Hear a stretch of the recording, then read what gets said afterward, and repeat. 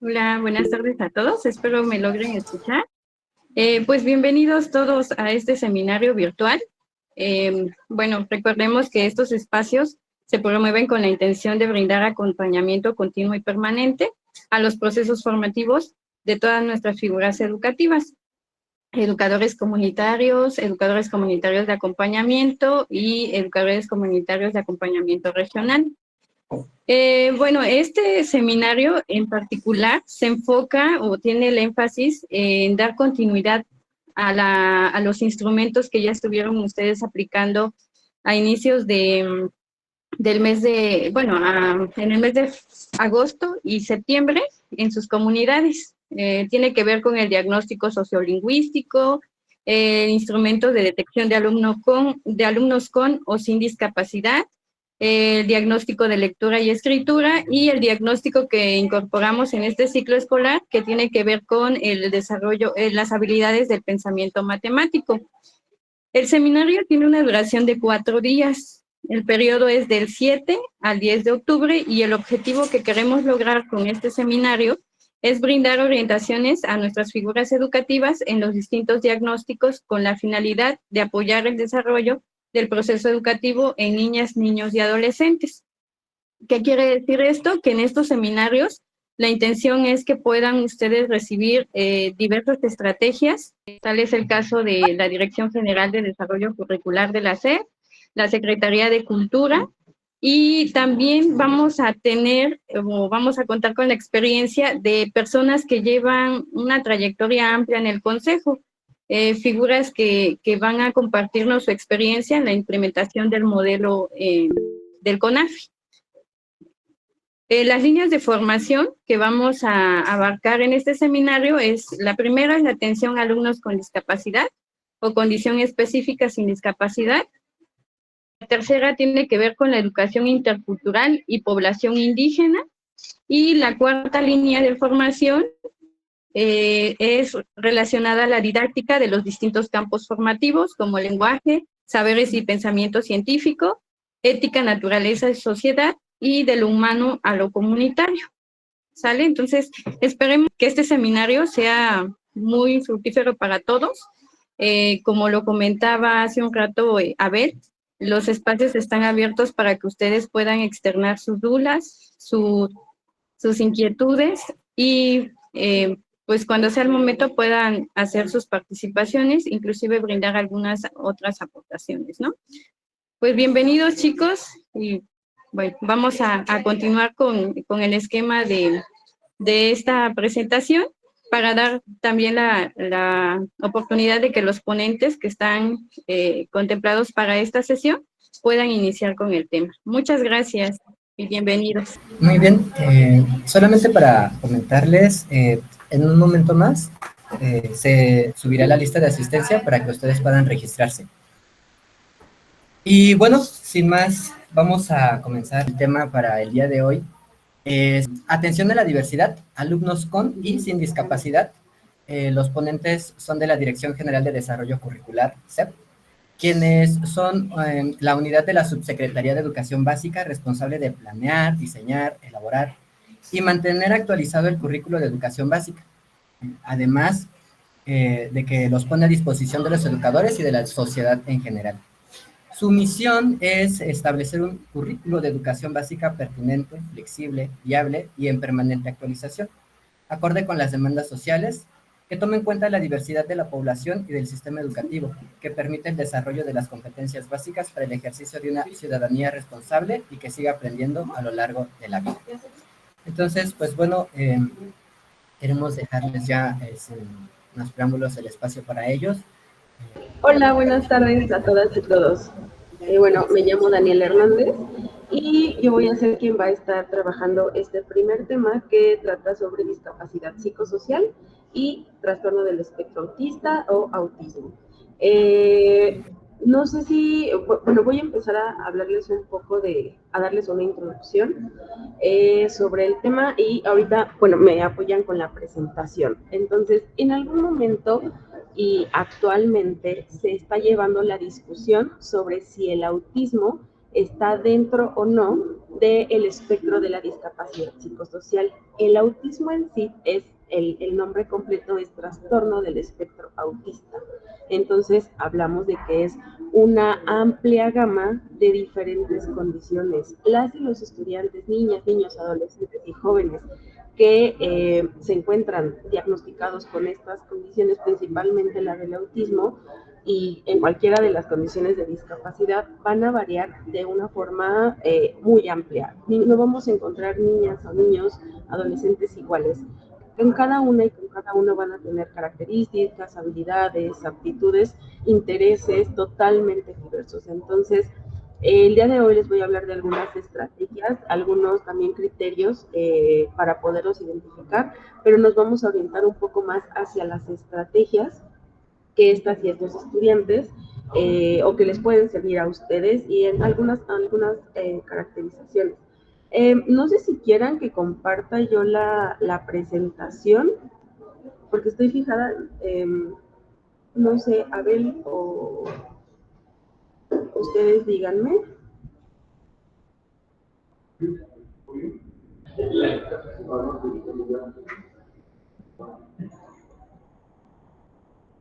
Denme un momentito entonces para compartirla.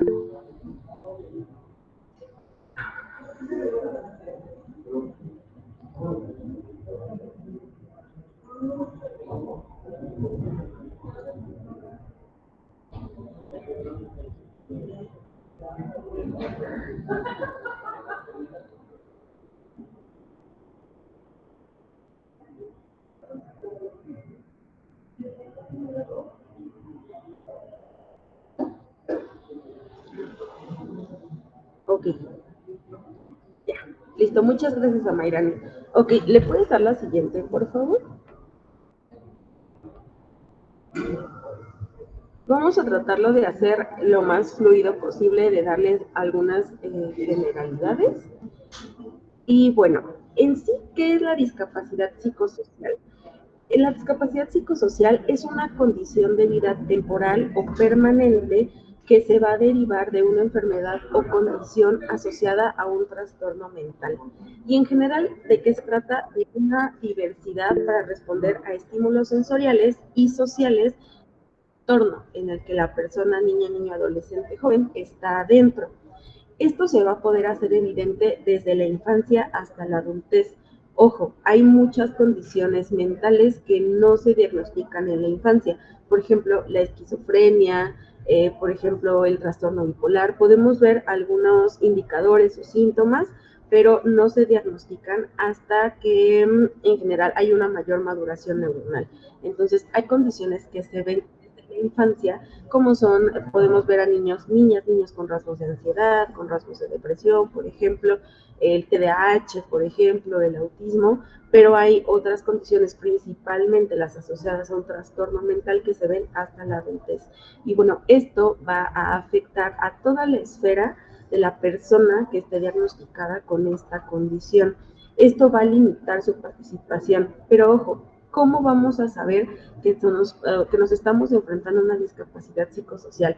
Cuando el diagnóstico que tiene la persona se mezcla o se conjunta con alguna barrera. ¿Qué es una barrera? Son prejuicios, situaciones que no son propias de la persona, son situaciones externas. Por ejemplo, el prejuicio que luego escuchamos mucho es que el loco, la loca, el enfermito, el que todos estos prejuicios o etiquetas que les vamos poniendo a las personas o que se les han ido poniendo, que muchas veces lo hemos conocido, lo hemos escuchado, a personas con un diagnóstico de trastorno, ¿no? Típico, el te vas al psiquiátrico, tú no deberías de estar aquí. Entonces, cuando hay esta mezcla entre el diagnóstico y este tipo de situaciones que son externas a la persona, es cuando se va a derivar en una discapacidad psicosocial. Esto va a impedir la inclusión de estas personas. Y bueno, no tiene que ver, en este caso, la discapacidad psicosocial, que es lo que está asociado a un trastorno mental, con discapacidad intelectual. intelectual, que en un momento se los van a explicar. Y en cambio, el trastorno del espectro autista es una amplia gama de afecciones relacionadas al desarrollo del cerebro. Ahorita nosotros, se tiene mucha investigación, pero no se tiene el origen del autismo. Como ahorita podrán ver, es muy diverso y hay varias clasificaciones, hay funcionalidad de todo tipo. Entonces, la siguiente, por favor. Bueno, vamos a empezar a hablar acerca del trastorno del espectro autista. No, perdón, de discapacidad psicosocial. Entonces, como les comentaba hace ratito, la discapacidad psicosocial se va a... la discapacidad psicosocial se va a dar cuando hay una mezcla del trastorno mental y una barrera. Las barreras para el aprendizaje y la participación, o sea, VAPS, que son lo que les comentaba, todo este conjunto de obstáculos. Entonces, ¿cuáles van a ser estos trastornos mentales o estos diagnósticos o estas características a las que nos podemos estar, con las que podemos estar observando? Ansiedad, depresión, trastorno bipolar, trastorno de estrés postraumático, esquizofrenia, trastornos de la conducta alimentaria, trastornos del comportamiento disocial, en general. ¿Y cuáles vamos a ver cuáles van a ser los que se van a observar o con los que podemos estar conviviendo mucho más cuando trabajamos con infancias? ¿Me escuchan bien, Carlos? ¿Sí? Me voy a acercar un poquito más el micrófono para ver si así ya no se escucha el recortado, porque estoy viendo los comentarios que está un poquito entrecortado. Entonces, como les comentaba, vamos a ver algunos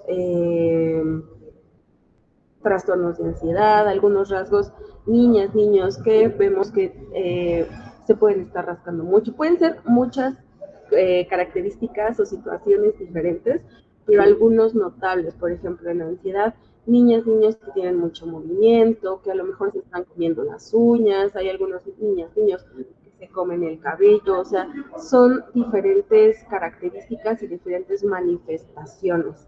Como les comentaba, esquizofrenia, trastornos de personalidad en general, se van a diagnosticar hasta la edad adulta, pero podemos empezar a ver rasgos.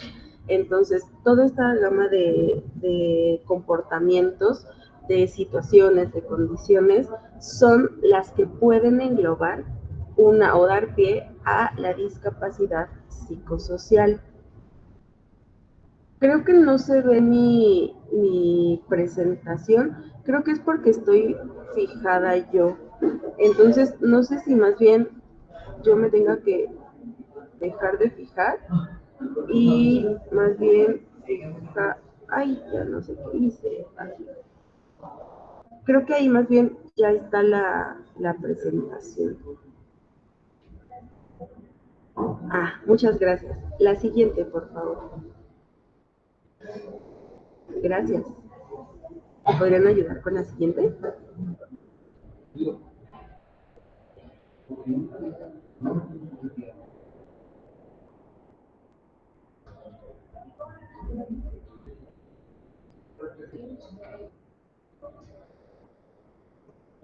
Okay. Bueno, les voy a ir hablando del... Sí, se está escuchando, perdón. Sí, gracias, Abel. Nada más creo que va un poquito lenta el tema de las diapositivas, pero si ahorita me pueden apoyar, yo de todas maneras lo sigo. Ándale, ahí, muchas gracias. Ok, entonces, como les comentaba, el trastorno mental se va a dar por una alteración significativa, y esto tiene que ver en la parte de la cognición, en la parte de regulación de emociones o en el comportamiento. Por ejemplo, podemos observar a niños que pueden tener características de un trastorno oposicionista desafiante, ¿no? Que son niños que que todo el tiempo están en contra, que todo el tiempo pueden presentar actitudes agresivas, que les es difícil regular sus emociones, que pueden presentar se pueden ver o se pueden mostrar muy exaltados en situaciones que no correspondan, es decir, se detonan muy rápidamente. Entonces, esto, en conjunto con algunos obstáculos a los que se enfrentan, deriva en una discapacidad psicosocial. Ojo, no porque un niño en algunas ocasiones les diga, no, yo no quiero esto, eso no es oposicionista desafiante. O porque en algún momento puedan hacer, o puedan mostrar como un berrinche o puedan llorar, eso tampoco es oposicionista desafiante. Todo esto va a tener que ver con un diagnóstico. Y lo que a nosotros como docentes, como educadores, nos puede servir son este conjunto de características que vamos a ir observando, este conjunto de situaciones que vamos viendo y más que nada, ok, lo estamos viendo, pero ¿cómo los vamos a apoyar? ¿Cómo vamos a favorecer que aprendan a regularse, que conozcan sus emociones, que estén más tranquilos y que todas esas emociones, todos esos pensamientos, la parte de la conducta, interfiera lo menos posible en una situación de aprendizaje? Porque un niño, una niña, un niño con muchas características de ansiedad, con muchos rasgos, le va a ser difícil prestar atención, le va a ser difícil entender las cosas, le va a ser muy difícil tener el aprendizaje, poder entender, poder comprender, poder prestar atención.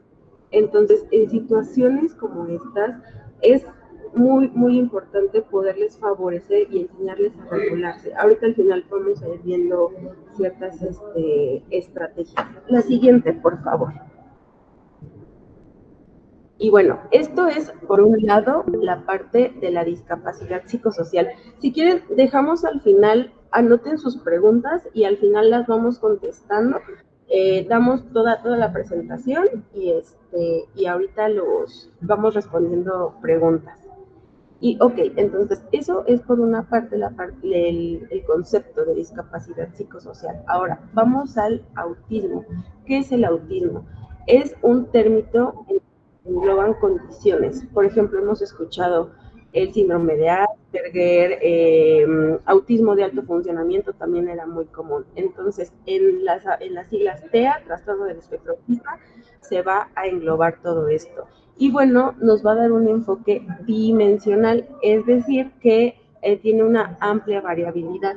Y esto, ¿por qué es importante? Porque nos va a permitir no encasillar a las y a los estudiantes en un solo concepto. Es decir, el síndrome de Asperger, entonces es esto y esta característica. El permitir que sea amplio, que sea un espectro, es decir, ok, esta niña, este niño está dentro del espectro autista y es un niño que se comunica de forma verbal, que tiene pocas habilidades sociales, pero tiene intereses en ciertas, con los dinosaurios, por ejemplo, o con ciertas plantas, por ejemplo. Entonces, estos niños, estas niñas, diagnosticados dentro de este espectro, van a tener algunas características como déficits o dificultades más bien, principalmente en la comunicación social y en la interacción. Entonces pueden tener dificultades para iniciar y mantener conversaciones, principalmente también para poder interpretar el lenguaje no verbal y para poder desarrollar o mantener relaciones sociales, es decir, hacer amigos, relacionarse con sus compañeritos. Y también vamos a ver una serie de patrones de comportamiento, que es algo que es muy frecuente que no hemos escuchado. Los movimientos de las manos, movimientos estereotipados, por ejemplo.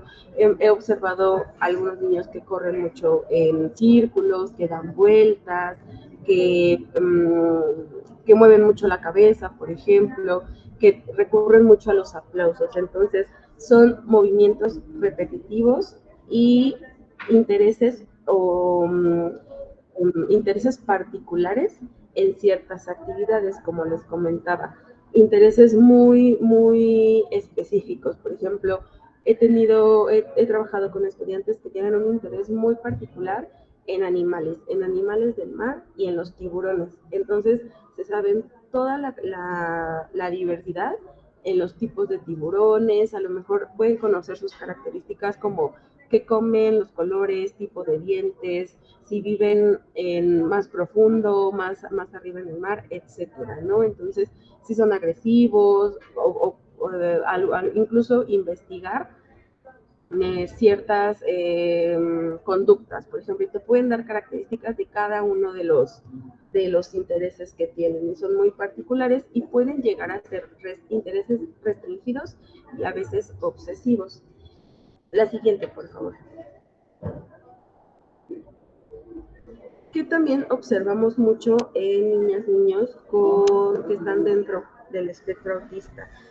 La mirada, por ejemplo. Podemos observar también que a veces no miran a los ojos, no miran directamente. Podemos observar que pueden o no pueden desarrollar comunicación verbal, hablar. Pues, algunos se comunican a través del habla y algunos no. Algunos se pueden comunicar a través de señas, a través de gestos, a través de su comportamiento. ¿Me pueden apoyar con la siguiente diapositiva, por favor? Gracias. Entonces, ¿cuándo podemos ir detectando esto? Pueden ser antes de los 3 años, en los primeros años de vida. Y bueno, el poder tener una observación y estar pendientes de estos rasgos va a permitir poderles dar los apoyos que requieran. Sabemos que la realidad es que no siempre se tiene acceso a los servicios. Y era lo que la otra vez comentaba con unos docentes también en Oaxaca. Bueno, no tengo un diagnóstico, ¿y qué hago?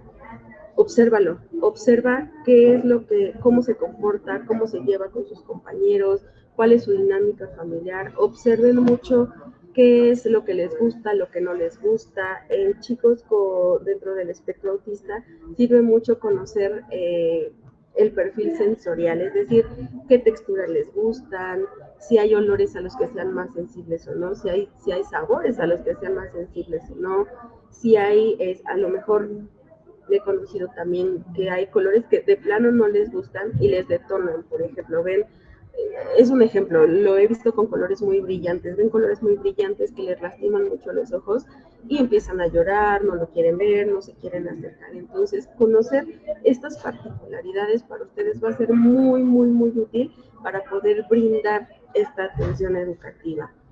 ¿Con qué podemos también confundir el trastorno del espectro autista? Se puede confundir con discapacidad intelectual, con trastorno del lenguaje, justamente porque algunas y algunos niños no desarrollan comunicación verbal. Se puede también confundir con trastorno específico del aprendizaje, con discapacidad auditiva o con TDAH, ya que en un momentito les van a dar esto. La siguiente, por favor.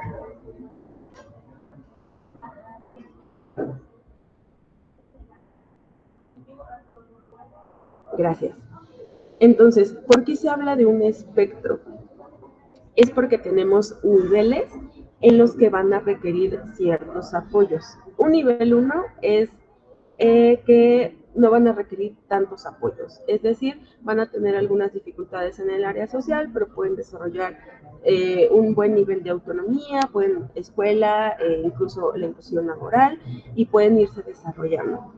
En el nivel 2 van a requerir un mayor nivel de apoyo. Pueden tener pueden tener mayores dificultades principalmente en la comunicación y en situaciones sociales, es decir, que requieren apoyos como a lo mejor direcciones, ¿no? Acuérdate que esto sí, acuérdate que esto no. Puede ser que haya chicos que se comunican de forma no verbal, con el cuerpo, con señas. Y en el nivel 3 sí van a requerir un apoyo mucho mayor. Incluso aquí podría haber una mezcla o una comorbilidad entre discapacidad intelectual y autismo. Entonces, aquí sí van a requerir mayores apoyos, mayores ajustes e ir encontrando nosotros como docentes los apoyos que requieren. Por ejemplo, apoyarles en el desarrollo de la autonomía, en señas para comunicarse, en ciertas directrices para poder ir en las relaciones sociales. La siguiente, por favor. Y bueno, bien importante, todos van a ser diferentes. Si bien pueden tener algunos rasgos en común, que son como las particularidades, que es los intereses restringidos, son muy específicos, la parte verbal, cada quien va a ser muy diferente. Gracias. Ok, entonces, en esta parte de la comunicación puede haber un tipo de comunicación verbal y un tipo de comunicación no verbal.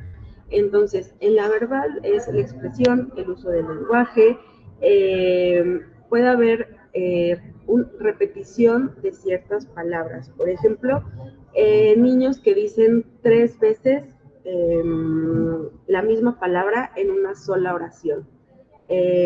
Así es su tipo de lenguaje. También hay niños que se pueden referir a ellos mismos en tercera persona. Por ejemplo, estoy teniendo una conversación y me refiero a mí como Daniela. Daniela tiene hambre, Daniela tiene sueño, Daniela está enojada. Entonces pueden tener también este tipo de su representación, o sea, se dirigen a sí mismos en tercera persona. Y bueno, esto es una forma nada más en las que ellos fueron relacionando y estableciendo el tipo de comunicación. Y puede haber un tipo de comunicación no verbal. Esta comunicación no verbal, como les decía, es a través de señas, a través del cuerpo, puede ser a través incluso de la mirada. Y bueno, pueden también haber casos en los que hay palabras aisladas, es decir, en 5 años nunca dijo una palabra y de repente vio un perro y lo señaló y dice perro, y en su vida vuelve a hablar. ¿Por qué? No lo sabemos, la investigación todavía no nos ha dado esas respuestas, pero son situaciones que pueden llegar a pasar. Y esto no es un indicador, o sí, no sabemos que puedan desarrollar una comunicación verbal.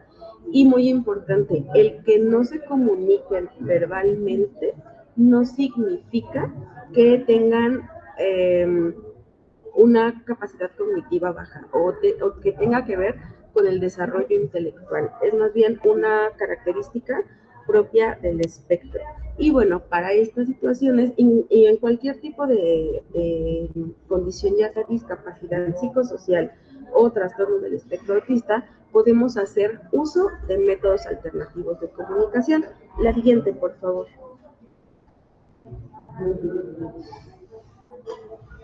La siguiente. Voy a empezar a hablarles acerca de esta parte que les puede servir mucho de métodos alternativos de comunicación. Entonces, tenemos uno que son los pictogramas. ¿Le podrían dar a la siguiente, por favor, para irlos explicando con las imágenes? Esa, muchas gracias. Quiero ver si puedo hallar.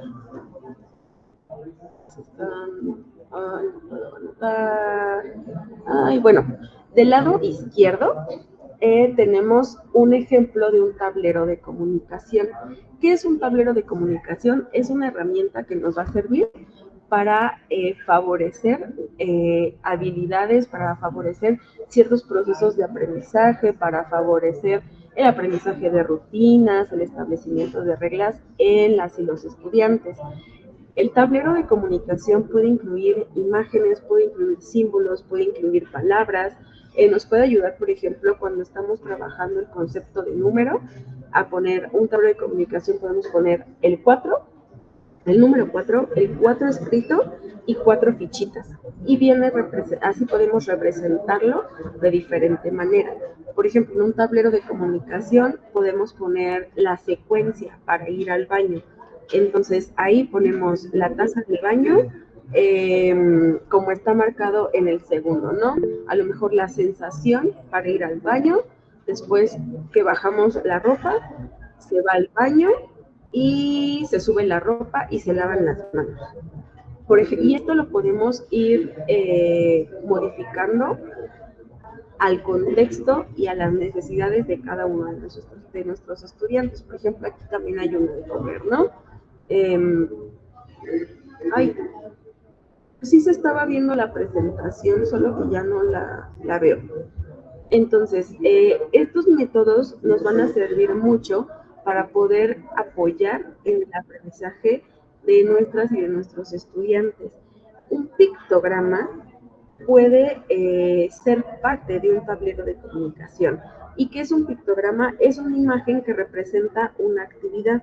Los pictogramas, por ejemplo, yo los he podido hacer con las fichas de lotería, incluso con dibujos, con imágenes, los he podido hacer con dibujos que los mismos niños hacen. Por ejemplo, para enseñarles el... Ay, ya no veo la presentación. Por ejemplo, para enseñarles cuál es el proceso de, les comentaba, de ir al baño, de dormir, por ejemplo, las rutinas, nos pueden servir mucho, mucho, mucho, mucho. Como todo el tiempo tenía esta sensación de vomitar, pues le era muy difícil prestar atención, entonces tuvimos que ir haciendo ciertas adaptaciones o adecuaciones.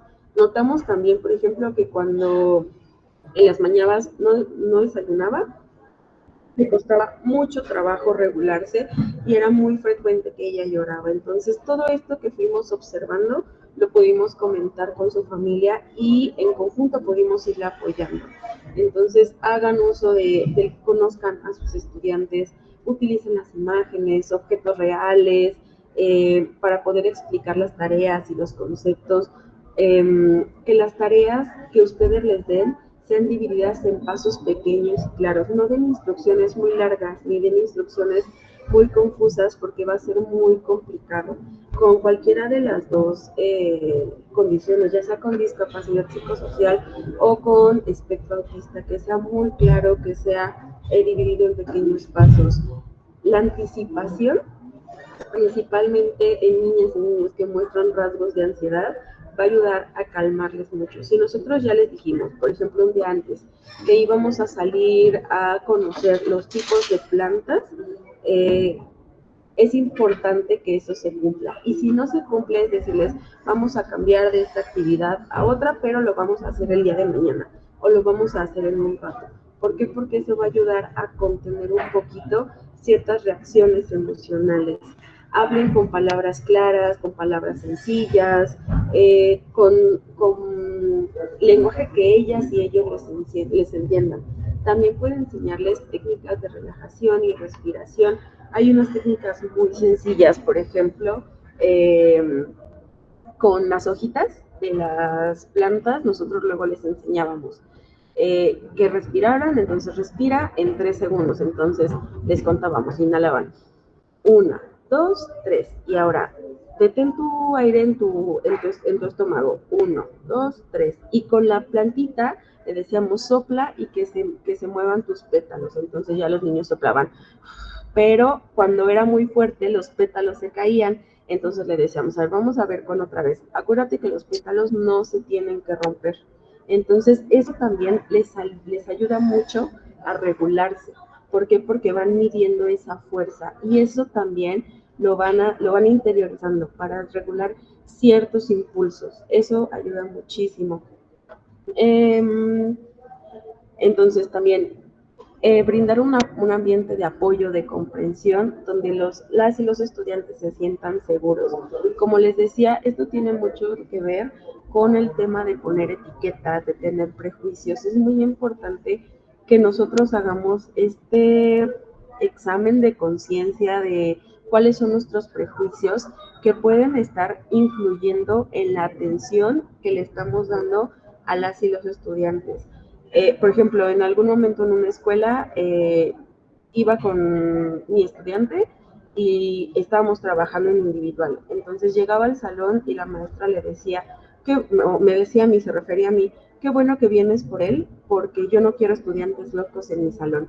Entonces, eso uno lo decía enfrente de todos sus compañeros, eso favoreció una discriminación y un prejuicio enorme de los compañeritos hacia él, y ya tenía una etiqueta marcada. Entonces, ahí también, ¿qué les estamos diciendo a los niños? ¿Qué les decimos a las niñas? ¿Cómo los estamos percibiendo nosotros? Eso puede causar en los estudiantes mucho enojo, mucha angustia, que ya no quieran asistir, que incluso no quieran aprender, que estén enojados con nosotros y que tengan una negativa totalmente, nada más de ellos, también de sus familias, y con justa razón. Entonces, poder hacer este examen de conciencia y este análisis de lo que vamos diciendo. Ahora, rutinas, en la medida de lo posible, poder tener ciertas rutinas, por ejemplo, cuando llegan los niños, el saludar, que dejen sus cosas en ciertos lugares, a lo mejor si son más chiquitos, empezar con ciertos saludos, no sé, que se dividan, a lo mejor que estén en los mismos lugares ubicados, algo que les dé la estructura para que no sea todo un desorden. Y bueno, de esta manera, también si nosotros tenemos a lo mejor acceso a algunos libros o acceso a algunos materiales, podamos hacer un espacio en el que las y los estudiantes puedan estar y se puedan sentir contenidos. Luego, lo que hacíamos era tener como una bolsita, que es como un kit de emergencia, como un tipo botiquín. Entonces, en esa bolsita se podía poner peluches, se podría poner libros, se podrían poner estas florecitas para soplar, se podría poner ciertas cosas que nosotros ya hayamos acordado o hayamos detectado o acordado con las y los estudiantes que les puedan ayudar a tranquilizarse un poco. A lo mejor incluso una canción que nosotros detectemos, como nos hacían, bueno, en algún momento en la primaria ya saben que nos cantaban la canción del candadito, ¿no? Y así hacían los maestros que guardáramos silencio. Entonces, estas herramientas también que favorezcan el control individual y grupal. Como les comentaba, el tablero de la comunicación, podemos poner, si nos lo permiten las actividades, ciertos horarios y ciertas actividades que se pueden hacer. En la medida de lo posible también, si se pueden a lo mejor materiales como hojas de colores, los lápices, crayolas, como les decía hace rato, no es necesario a lo mejor ir a comprar, sino materiales con diferentes texturas, con diferentes olores. Les comentaba también tener un lenguaje sencillo que les permite acceder a todos los recursos y que a todos las y los estudiantes se entiendan. Ahora, ¿qué es muy, muy importante? La colaboración con la familia y poderles apoyar también en la información que les damos a las familias o a las personas más cercanas a las niñas y a los niños. Por ejemplo, que estamos observando que si un niño empieza a gritar mucho, entonces cuando él grita, le gritan, y el niño grita más, y ahí se hace un grito. Entonces, si nosotros ya detectamos que ese niño en particular se calma, si nosotros, ¿qué sería? Le tocamos un poco el hombro y le ayudamos a respirar, poderle decir esto a la familia, mamá, papá, abuelita, tío, tía, no le grites. Si tú estás viendo que con eso se calma, háblale bajito, apóyale y enséñanos también a ellos, por ejemplo, a respirar. A ver, vamos a enseñarte a respirar para que tú le enseñes a respirar y le recuerdes esto al niño. Entonces, colaboren mucho, mucho con la familia. En ese tipo de condiciones es muy importante la regulación emocional en ambas, tanto en autismo como en discapacidad psicosocial, porque tienen muchas características de comportamiento, de conducta y de emociones. Entonces, poder apoyar a contener a las familias y a las y los estudiantes. Podernos estar informando. Yo ahorita, si les puedo hacer llegar algunos recursos en PDF que les van a ayudar mucho para las dos condiciones, que traen estrategias, que traen información, y que nosotros podamos ir pasando esta información muy sencilla a las familias. También a ellos les va a ayudar a entender un poquito más acerca de lo que les están pasando a las niñas y a los niños. Apoyar con actividades prácticas, no solo dejarlo en, bueno, sí, vamos a leer un cuento y ya, eso se quedó aquí y ya, sino a lo mejor poderles dar algún recurso a las familias, que ellos lleven a la práctica todo esto que están aprendiendo.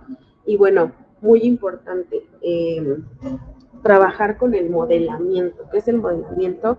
Enseñarles nosotros, con nuestro comportamiento, cómo ellos se pueden regular. Si nosotros gritamos, si nosotros tenemos todas estas conductas, va a ser muy, muy, muy difícil que ellos, es con el ejemplo, entonces que ellos se puedan regular.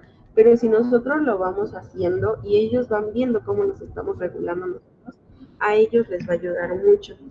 Y pues bueno, para finalizar, quiero enseñarles una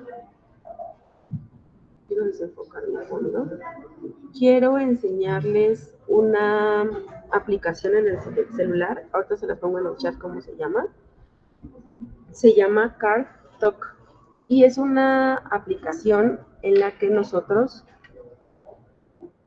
por ejemplo, no sé si ahí se vea, hoy no. Bueno, aquí viene, así. Y por ejemplo, si yo le pongo aquí, Parar. Parar.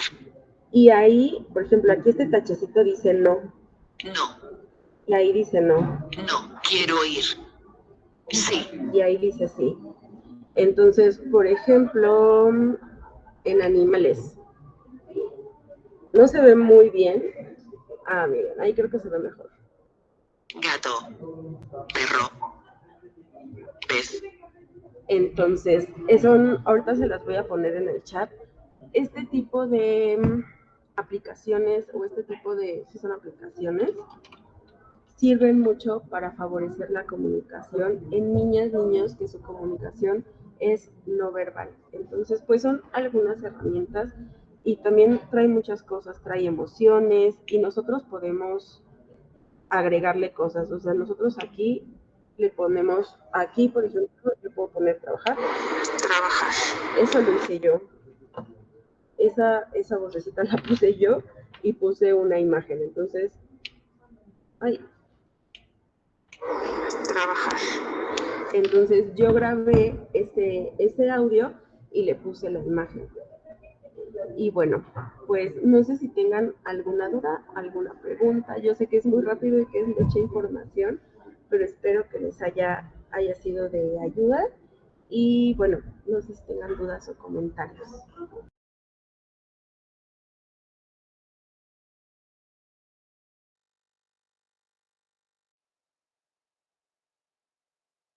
Sí.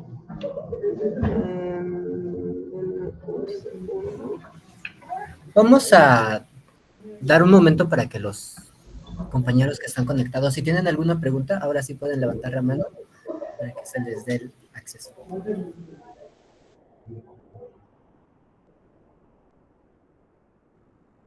Es esta. Materiales, pueden usar cuentos, pueden usar, por ejemplo, una maestra me comentaba que para niños con TEA, con rasgos, por ejemplo, de mucha ansiedad o niños que están teniendo dificultades de comportamiento, hay una actividad que se llama libro sensorial. Entonces, en hojas blancas, ustedes lo que pueden hacer es ir poniendo diferentes texturas.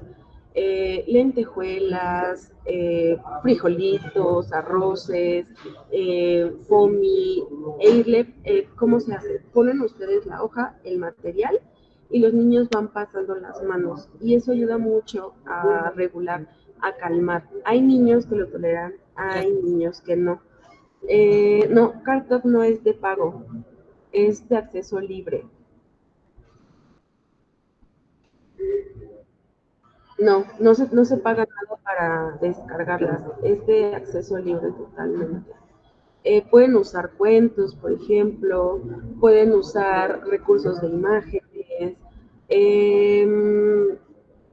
o sea, recursos que no tengan que ver con la parte electrónica, juguetes, muñecas, hagan mucho uso del juego. Si no tienen materiales, jueguen, obsérvenos cuando juegan, observen, a través del juego podemos ver todo, cómo se relacionan, si tienen conductas agresivas o no, si les cuesta relacionarse, si tienen más habilidades sociales que otros, podemos observar cómo hablan, su nivel de pensamiento, por ejemplo, si son un poquito más concretos, si logran comprender ciertas secuencias, si les está costando mucho trabajo, hagan juegos. Por ejemplo, si quieren ver motricidad, hagan un juego de estatuas. Por ejemplo, los ponen a los niños así todos enfrente y ustedes van a hacer una figura con sus manos. Entonces, no sé, vamos a jugar a las estatuas. Entonces, ustedes van a poner así la mano y los niños los tienen que imitar. Y ahora nos vamos a parar en un pie y ahora nos vamos a parar en otro. Entonces podemos ahí ver seguimiento de instrucciones, podemos ver lateralidad, coordinación, motricidad gruesa, motricidad fina. Pónganlos a dibujar.